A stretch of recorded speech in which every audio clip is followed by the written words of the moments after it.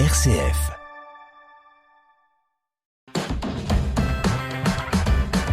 Vitamine C, le magazine des chrétiens qui bougent.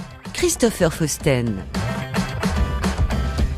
Bienvenue dans Vitamine C, le magazine des chrétiens qui se bougent. Originaire de Cézanne et installé à Vitry-le-François depuis 2 ans, le père Thibaut Marie Ruel s'est peu à peu imposé comme une figure pastorale de l'espace missionnaire du Perthois. Prêtre in solidum, il y accompagne activement les paroisses Saint-Bernard de Lassau et Sainte-Geneviève des Côtes de Champagne, tout en assurant également la mission auprès des jeunes de ce territoire ecclésial.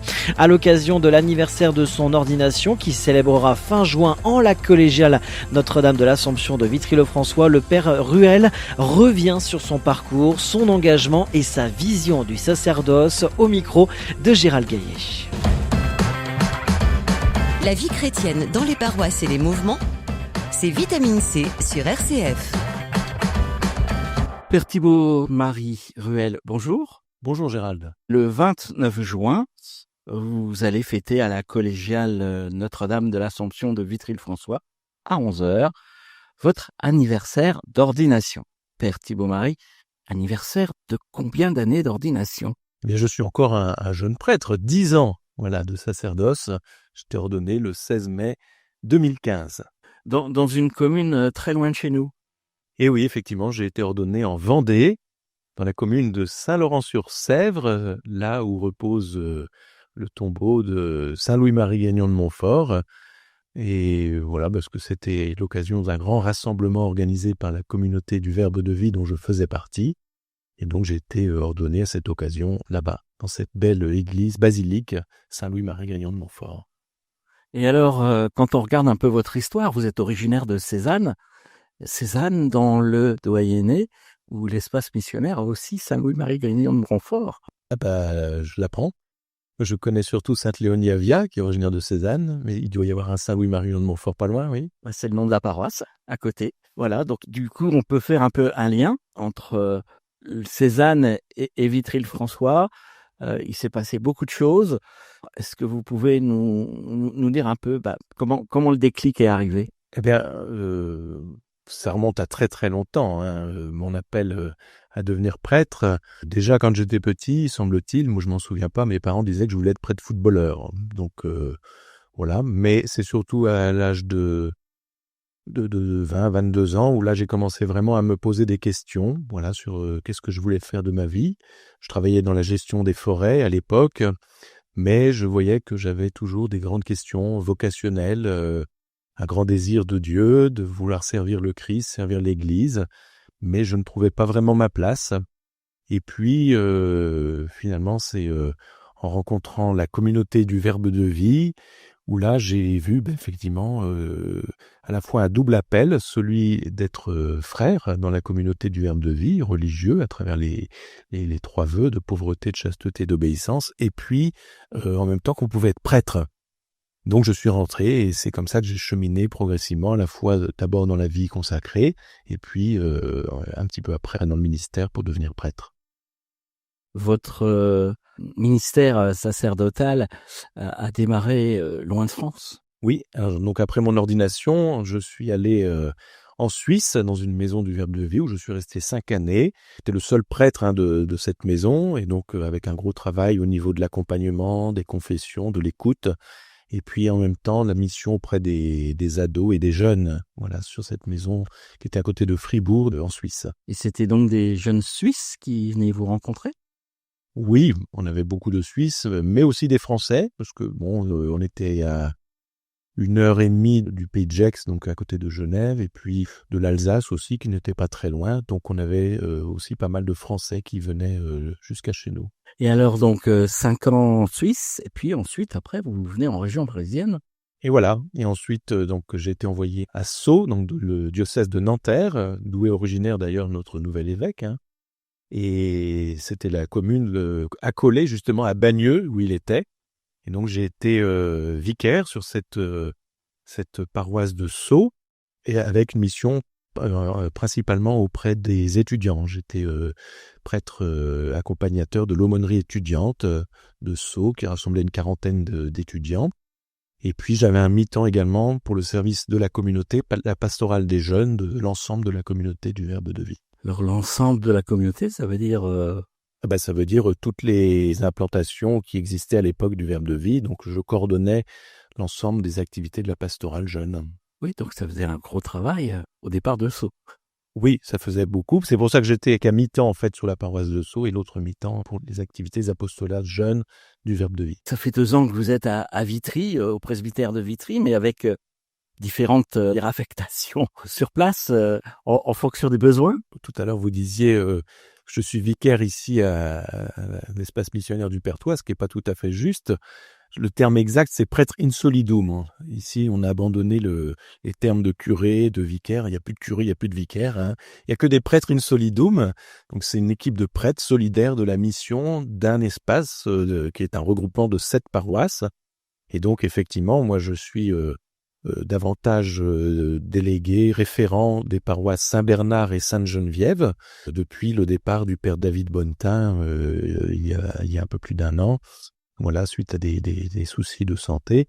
Et donc, j'ai repris en septembre dernier ce secteur-là. Mais après, je suis aussi en mission sur l'ensemble de l'espace missionnaire, puisqu'on a de plus en plus d'apostolats, de services qui sont centralisés au niveau de Vitry. Je pense par exemple à l'aumônerie pour les jeunes, pour le catéchuménat, la préparation baptême pour les adultes, pour la confirmation, etc. C'est beaucoup de missions qui se font désormais de manière mutualisée sur Vitry-François.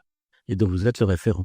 Alors pour certaines, oui, notamment effectivement les jeunes, l'aumônerie des jeunes avec Laure Deguet, et puis la pastorale scolaire avec le collège Saint-Jean-Baptiste notamment. Sur Saint-Bernard et sur Sainte-Geneviève, en dehors de la messe, on va dire, vous avez des activités particulières? Alors j'essaye d'être présent surtout auprès de la catéchèse, puisqu'on a eu la chance cette année d'avoir quand même des nouvelles catéchistes qui se sont lancées, et ça demande effectivement un suivi, un accompagnement pour pouvoir les aider, les former, les mettre en confiance dans leurs responsabilités. Et puis, parce que je considère que c'est important aussi pour les enfants qu'ils aient une visibilité du prêtre qui les suit, qui les accompagne. Et on voit que il y a un lien qui se tisse petit à petit, une confiance qui s'établit entre le prêtre et ses enfants. Et ça les aide aussi, eux, à avancer et à progresser, notamment à avoir de la joie à venir à la messe, quand ils connaissent le prêtre, notamment. Oui, parce que c'est qui le grand monsieur qui vient à nos réunions? C'est moi. Voilà, donc c'est mieux de savoir qui c'est, et pour un meilleur contact, on va dire. Voilà, eh bien, Père Thibaut-Marie, on va se donner rendez-vous donc au dimanche 29, mais aussi au samedi 28. Voilà, nous avions à cœur avec le Père Gaspard de marquer le coup cette année, puisque lui fête ses 30 ans, et de faire une grande messe anniversaire, donc le 29 juin pour la Saint-Pierre et Saint-Paul, à la collégiale Notre-Dame de Vitry à 11h, où nous invitons donc tous les paroissiens de nos 7 paroisses, mais également des amis, des gens des environs, de la famille, qui souhaitent nous rejoindre pour cette belle célébration. Et puis déjà la veille au soir, le samedi 28, à 20h à l'église Saint-Charles-de-Foucauld, nous animerons une veillée de prière pour les vocations. Nous allons profiter de cette occasion pour demander des vocations sacerdotales pour notre diocèse. Et le Père Gaspard et moi-même donnerons notre témoignage, comment nous sommes devenus prêtres, comment nous avons répondu à cet appel. Et puis ensuite, devant le Saint-Sacrement, nous prendrons le temps de prier et d'intercéder pour demander des vocations spécifiques pour notre diocèse. Père Thibaut-Marie Ruel, merci. Merci Gérald. La messe d'action de grâce à l'occasion des 10 ans d'ordination du Père Thibaut-Marie Ruel et des 30 ans du Père Gaspard Commissaire sera célébrée le dimanche 29 juin prochain, 11h en la collégiale Notre-Dame de l'Assomption de Vitry-le-François. En amont de cette célébration, une veillée de prière pour les vocations diocésaines se tiendra le samedi 28 juin de 20h à 21h30 en l'église Saint-Charles-de-Foucauld, rue Marcel Bailly, toujours à Vitry-le-François. Vitamine C, l'actualité des chrétiens et les chrétiens qui font l'actualité.